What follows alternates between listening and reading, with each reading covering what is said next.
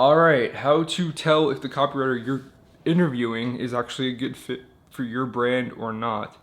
And the reason I'm able to talk about this is because I've written for some of the biggest brands in the world, including Amazon, Hulu, Disney Plus, ESPN Plus, UFC, Showtime, Cinemax Stars, and many more.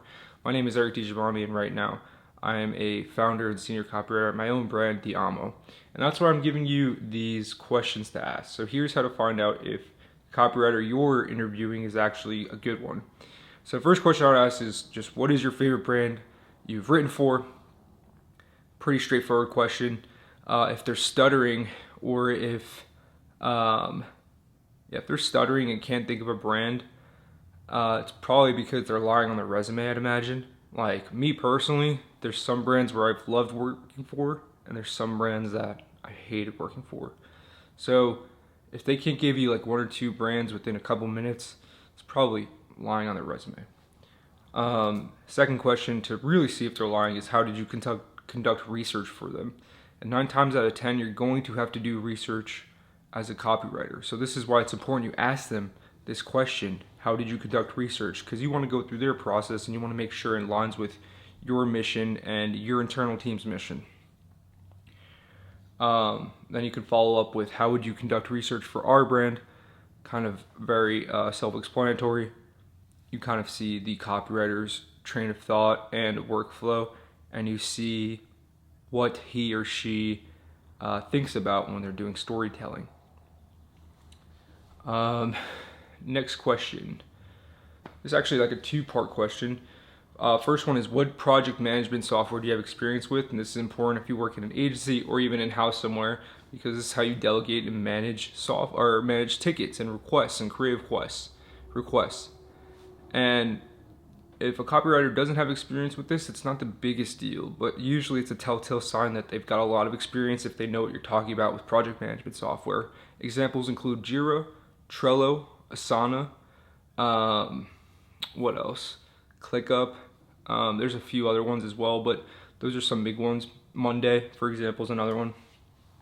And then the second question is, what CRM software do you have? This is customer relationship management. This is basically like tools that help you send emails, texts to your customers. The reason this is important, because if you have experience with this as a copywriter, you understand the flow of customers, and this makes it really, really easy for you to write to the audience you're talking to if you understand where they're going. It also just helps to know like what best practices are for like email and SMS. If you haven't deployed those yourself as a copywriter, you might be going out of legal bounds, or you might be going over character counts, stuff like that. So this is why you should ask your interview for copywriters if they have experience with the CRM, and if they have experience with like project management software. Examples of CRMs include high-level ClickFunnels. Those are like some big direct response ones, but most brands use things like Klaviyo. They use ActiveCampaign, Aweber, MailChimp. I'm trying to think of some other ones. Pipedrive. So these are the ones that a lot of other brands use.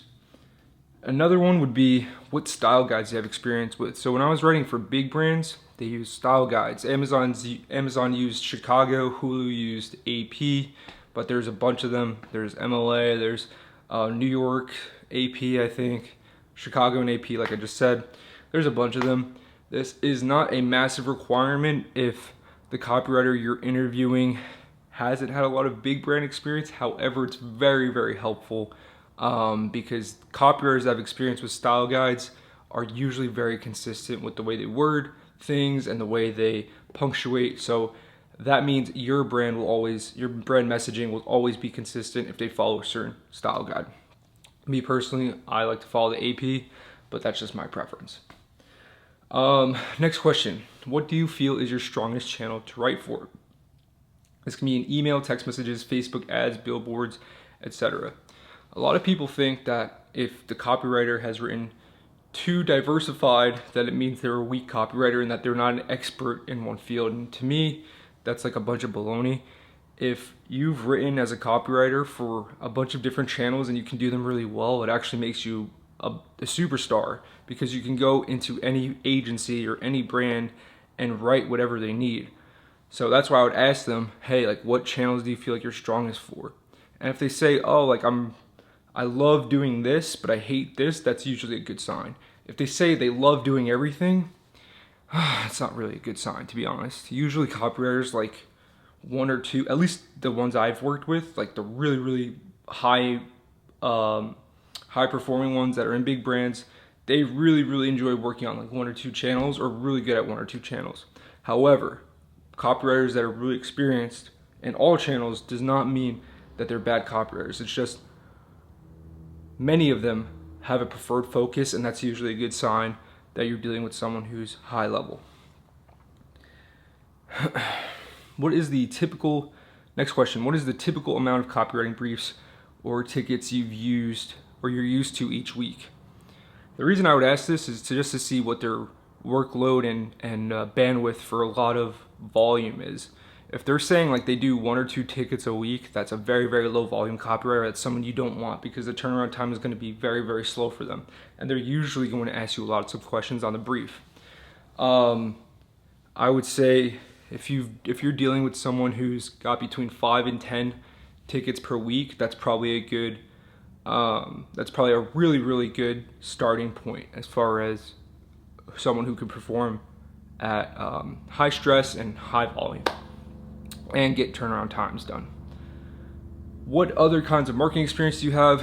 This is just helpful because copywriting really is just written marketing, or written sales. So if someone has marketing experience outside of copywriting, it's actually a plus because they understand the psychology that goes into the words that they're writing, and they're not just writing on a page just to write. You know what I mean? What size teams have you worked on or with? This is only important because if you need someone who's going to collaborate, like a copywriter that's going to collaborate, it's good that they've worked with like designers, creative directors, other writers, so they understand how to collaborate on ideas. However, if you're looking for a writer who is just like your email marketer, email copywriter, they don't necessarily need to have collaborated with a ton of creative directors if you're working on a small team. What are your favorite books on copywriting or marketing? To me personally, if they don't have a book, that at least one book that they reference, probably not a good fit. I've read tons of copywriting and marketing books, and I'm still reading more. There's always something to learn. So if you haven't picked up a single copywriting book and you're a professional copywriter, I think there's a problem. That's like becoming a doctor without going to medical school and without reading a medical textbook. In my opinion, it's like doesn't really make sense. What kind of experience do you have working with agencies, with clients? This is just to see what kinds of brand voices they can deliver. Like, can they write in multiple brand voices if they're dealing with multiple clients at the same time? This is, again, is just to see like what kind of workflow they have and what kind of volume they can deal with when they're working as a copywriter. And what kinds of experience do you have working in-house? This is kind of the same question, but the opposite. A lot of times in-house work is a lot slower than agency work, so it will give you perspective as to what kinds of workloads they're used to.